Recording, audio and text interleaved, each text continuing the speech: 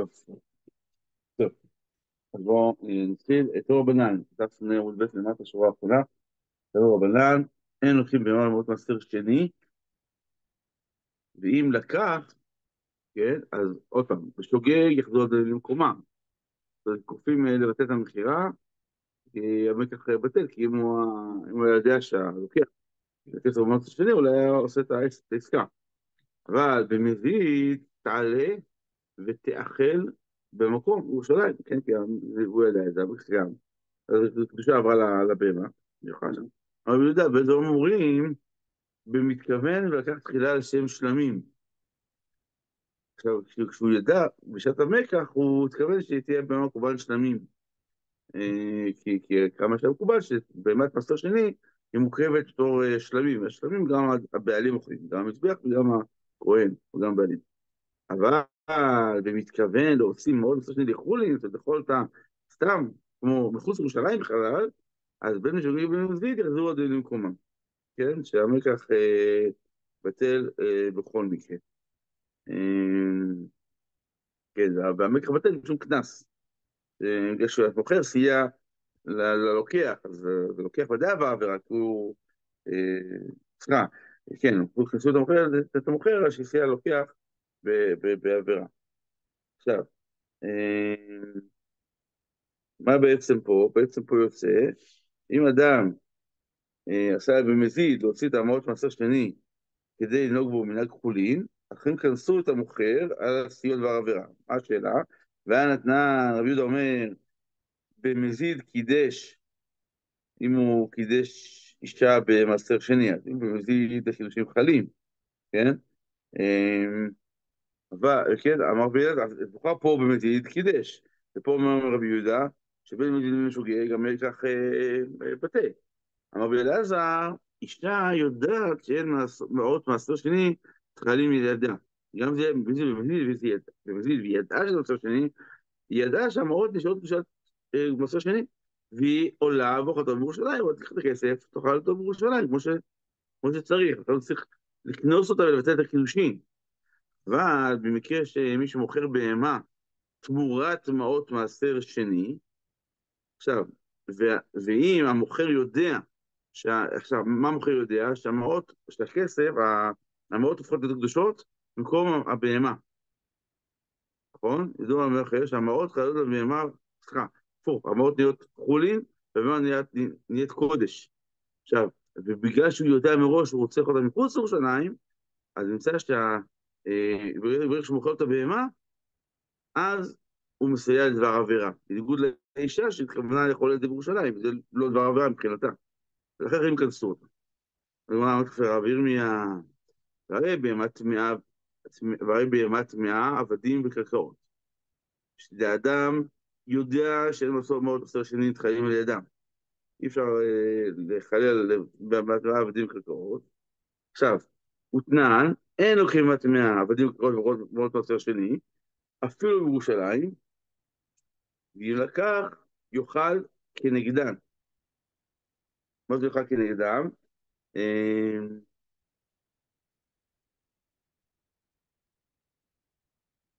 הוא עדיין מחויב לקחת כסף, גם אם הוא שילם במאות מעשר שני, אז הוא צריך לקחת כסף, לא הבהמה הטמאה, ובוודאי בטח העבדים וקרקעות, הוא לוקח כסף אחר, בשווי הכסף המאות מעשר שני, ועולה את ירושלים, וכל האופרציה, והולך בקדושה.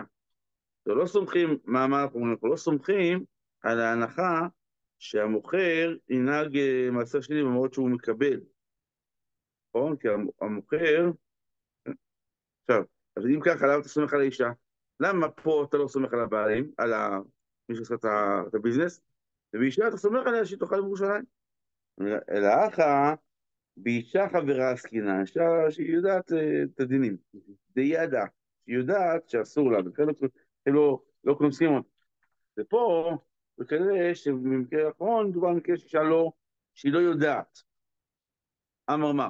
עכשיו, אם לקח, חוזרים חזרה לגוף העניין, לגופה, אמר מה? אם לקח, יאכל כנגדם.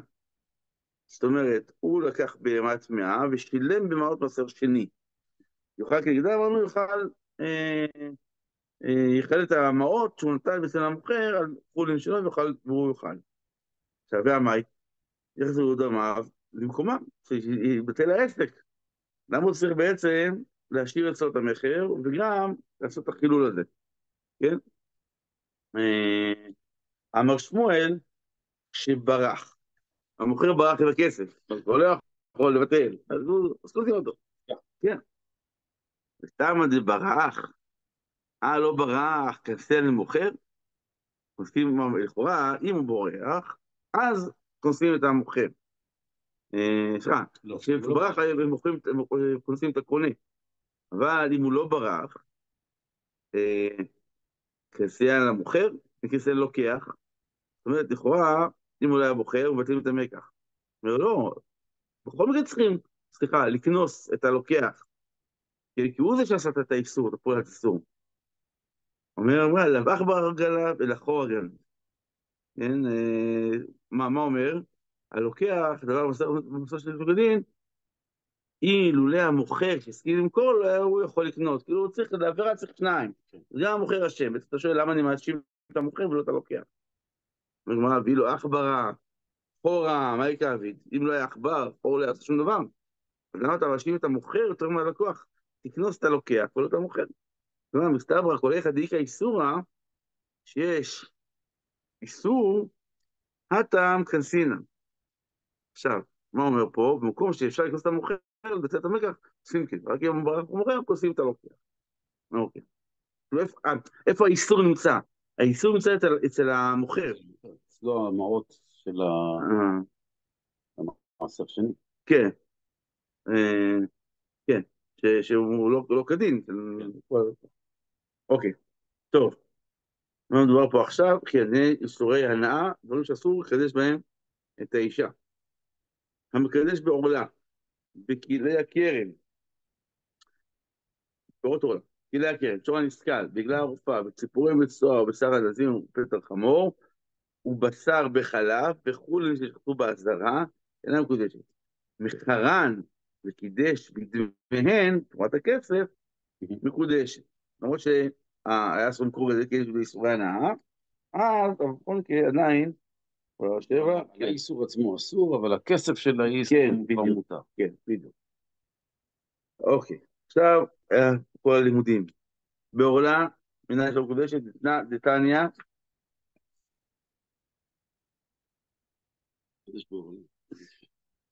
לא, בתורות עורלה. בתורות עורלה. זה לא בעורלה פלישתים. זה אורות פלישתים? כן, אולי עוד מעט נגיע לזה, מעניין. לא, יש סוגיה בקידושים. אבל זה כבר היה פה, זה היה פרק ראשון, לא? על דוד עם שאול כאילו. כן, כן, הנעת מילווה, לא מפורט. איזה הנאה, באיזה הנאה הוא התקדש, באיזה הנאה התקדשה. איפה הוא מדבר על זה שם? בעולם מנהל דתניא, ערלים, יהיה לכם ערלים לא יאכל. אין לי אלא איסור אכילה הנאה מנין, שלא ייהנה ממנו. מה זה אומר? שלא ייהנה ממנו, שלא יצבע פה פרי, לא יצבע פרידים, כן? שלא יצבע בו, זלי בו, תנר. זה אומר, ואתם את עורלתו. כל סוגי הנאה אסור. לכן בעורלה לא מקודשת. כדי הכרם, מנהלה, מחזקי המקרא, פן תקדש המלאה. פן, מה זה פן תקדש? פן תוקד אש, תקדש. זאת אומרת, אם אתה תזרע, צריך לסוף את הגידולים. אבל שאמר, פן יהיה קודש. יהיה אסור מלאה כמו קודש. אם אתה אומר שקשו סורה נאה כלי הכרם להקדש, מה קודש תופס דמיו והוא יוצא לחולין, כלי הכרם תופס דמיו והוא יוצא לחולין, זה לא חטא. כך אתה תחלל את קדושת הפירות כלי הכרם ופה יוצא לחולין, אנחנו יודעים שזה לא נכון, לא קורה. למה? המחבר את הכי חזקיה, ברוך שהלימוד המקורי הוא פן תקדש, פן תוקדש, צריך לשרוף את כל העסק שם. שור הנסכל מנין לנו דתניא, כן, שכל יסתכל לשור ולא יאכל בשרו, ממש לא שנאמר שכל יסתכל לשור, אני יודע שנבלה היא, ונבלה אסורה באכילה, כן, כי לא שחוטה, מה התלמוד לומר, לא יאכל את בשרו, מה החידוש? הוא יגיד לך שאפילו משחטו, לאחר שנגמר דינו, לפני הסקילה, אסור באכילה. הוא כבר סוג של סקול דמי. בעיניים מניין, תלמוד לומר, הוא בא לשור נקי. מה עם משמע? מה הקשר? מאיפה זה? תלמוד לומר אומר, כי האדם שאומר חברו, יצא פלוני נקי מנכסיו. כאילו באמת, הכל. ולא בהבנה של כלום. זה הנקי, כי זהו, אין לו פשוט נגיעה בפשור. ממה ידיעה לא יאכל בשרו לאיכא דשחית לאחר שנגמר דינו דעתה. דילמה איכא דשחית לאחר שנגמר דינו שרי, אולי הפוך. שאומר, באמת שלא יאכל בשרו אחרי שנשחט אחרי שנגמר דינו. אולי תלמד פה, אם הוא שחט אחרי שנגמר דינו, שרי. ואומר, ואז מה העניין? והי לא יאכל, אבל זה לא יאכל בשרו. איכא דמסתכל מי יזכרו דעתה. זה לא יאכל בשרו, אם סקלו אותו. אסור, אבל באופן כללי יהיה מותר אם שחט אותו לפני הסקילה עצמה. זה רבי אבאו, שאמר רבי אלעזר, רבי אלעזר, כל מקום שנאמר לא יאכל, לא תאכל ולא תאכלו, אחד איסור אכילה ואחד איסור הנאה. שלפחות אחר כתוב כדרך שפרט לך בנבלה. זה כתוב פה לא יאכל, אולי כמו העיקרון שאומר רבי אבאו, שלא יאכל, זה מה איסור הנאה, אז אחרי, וזה החידוש, איסור הנאה אחרי שהוא נסכל, אבל אם שחטת אחרי הדין, יהיה מותר, לא כמו שאמרתם קודם שיעשו. אומרת הגמרא, הנמילי, איך דווקא לאיסור אכילה מי לא יאכל, או שנייה. איפה, מהחידוש שמה, שאיסור אכילה לא יאכל, אבל אחר איסור אכילה, מסלחו יסכל נפקא. זאת אומרת, לא הייתי צריך את הלא יאכל בכלל. כתוב, סלחו להסתכל, עכשיו, מה אומרים? ברור לי שאחרי שסתכלו אותו, הוא נבלה. עכשיו, לכן אי אפשר לומר שהלא יאכל בא לאסור, בא לחדש את איסור הנאה. מסתכל לדעתך, איסור הנאה הוא דכתיב, הכתוב, מכתוב רחמנא לא יהנה. אי נמי, או כתוב, לא יאכל, ולא בליע את בשרו. למה לי לא יאכל את בשרו בעצם? למה התורה הוסיפה? לחדש, אף אגב דשחטי, כמו שצריך, כי אין בשר, אסור. אם רק עניין של הנאה היה אפשר, כאילו אחרי סקילה היה אפשר להגיד לא יאכל, לא צריך לא יאכל בשרו. אוקיי, עכשיו מה בעצם למדנו? ששור שנגמר דינו בית דין להסתכל, אסור בהנאה ברגע שנמעדף לא סכלו אותו. מה תקיף למר זוטרא, ואימה נמילי, הדין הזה, שאיך דבדק צור, ושחט בית דין מחזיק סקילה. הרי אנחנו יודעים, שחיטה באבן נחשבת סקילה. ולכל זה אפשר להגיד, שהשור נשחט כדין. אז מצד אחד, הסכין הייתה מאבן צור, מאוד מאוד חדה, אז יצאה פה שחיטה כדין. מצד שני, זה עכשיו סקילה, כי זה באבן. ואתה תגיד, לא, הוא גם נסקל וגם קשר לאכילה. לא אומרים, לא. למרות שהוא נשחט כדין, נסקל. פה, כן, אסור. למה? כי לא בדיוק במצד סקילה, אמרנו שמי שנסקל, אסור לאכול. אבל שחטתי בסכין, לא, בכלל לא אסרה אותו, היא אסרה רק מי ששחט אותו בצור. אבל אם שחט בסכין, אז בכלל אין פה בכלל איסור. אולי הייתי אומר את זה. כן, עכשיו, אומר מה, כי פעם פסוק אומר, סכו להסתכל, דווקא אם הייתה סקילה, אבל פה לא הייתה סקילה, אז יהיה מותר לאכילה. זאת אומרת, מידי סכין באורייתא כתיב, תורה, אני יכול לקרוא את הפירוש כאן הזה, אם כתוב בתורה, סכין אין שחיטה, הרי לא הקפידה התורה לשחוטה פרקים מסוים. כל דבר שלו פגימות קשר לשחיטה כסכין. ואם כך, שחיטה בצור, כמו שחיטה בסכין, שחיטה היא לא סקילה. אז אין פרשות, כל המהלך שלך בעצם לא תופס. תעשה לומר, שנאמר שיהיה אסור לאכול אותו, רק אם הוא שחט אותו באבן חדה של צור. אבל לא, כל כך אסור לאכול אותו. לא תניא, בכל שוחטין, בין לצור בין זכות בין מקומית של חנה. ואם ככה, אתה חייב להסביר שלא יאכל בשרו, מדבר על שור שנשחט לאחר שנגמר דינו. לא משנה אם זה בסכין או באבן. עכשיו, ואז נפקא אחרי שאמרנו את רבי אבאו, כן, כי אמרנו אחרי שהביאו, אמרנו שלא יאכל וגם הנאה, גם הנאה וגם אכילה. ואז דווקא איסור אכילה ואיסור הנאה, תרוויו מי לא יאכל, היי בעל לשון נקי, למה יאכל? לא צריך לבעל לשון, כי הייתה סברה, לפני רבי אבאו, אמרנו שבעל לשון נקי, נקי מנכסיו וגם. אבל פה רבי אבאו כבר אמר שהכל קשור, הכל כלול, וכל תוך איסור לא יאכל. אני אומר, להנאת אורו, מה זה נקי? להנאת אורו. מהאור אסור לנו. תחילת לכם הנה, לא יאכל בשרו כתיב, בשרו אסור, אבל אורו ואורו מותר. אז מכאן משמע שזה החידוש של בעל לשון נקי, גם לפי שאתה רבי אבאו. ולאן החתנאי, דמפקלי היה בעל לשון נקי לחצי כופר, שמה? ששור טעם שהרג אדם, אינו משלם אפילו חצי כופר. כופר זה חידוש הרי.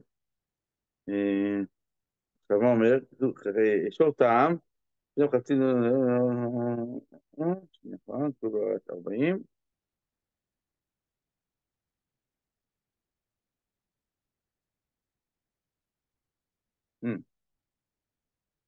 טוב, יש טעם שאומר שור טעם שהרג אדם, בעליו נקי, אפילו חצי כופר. בניגוד למישהו שכן חצי כופר. זה דיון עם חצי כופר, זה קלאסה או ממון. בכל מקרה, עולנך, זה לעדנה כדי היה בעל לשון נקי לחצי כופר שהוא לא משלם, ואיזה מבלדות, כך אישה ואישה הפילה, אז הנעת אורו מנין לא. כן, איפה הוא לומד את זה. כן, הנעת אורו, והגמרא מעט בשרו, עת הטפל לבשרו. זה בשרו ודאי, והעת זה בא להוסיף גם טוב. ואידך, מי שאומר שבעל לשון נקי זה הנעת אורו, מה הוא עושה עם מילה עת? עת לא דריל, זה תניא שמונה עמסוני, ואמר לה נחמיה עמסוני, היה דורש כל עתין שבתורה, זה בית, כיוון שהגיע לעת של חתירה, זה ידוע, פירש, פסיק. אמרו לו תלמידיו, רבי, כל עתין תדע, עמדתי עליה, מה מוסיף למנה עת וחדרש? אמר להם, כשקיבלתי שכר לדרישה, כל עת ועת, כך קיבלתי על הפרישה. שבא רבי עקיבא ולימד עת של חתירה, לרבות תלמידי חכמים. אז הוא אומר, עת, זה הורס את האור.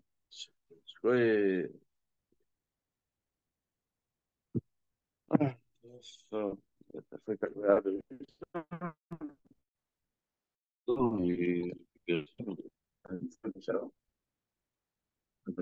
הלוואה מצומצמת.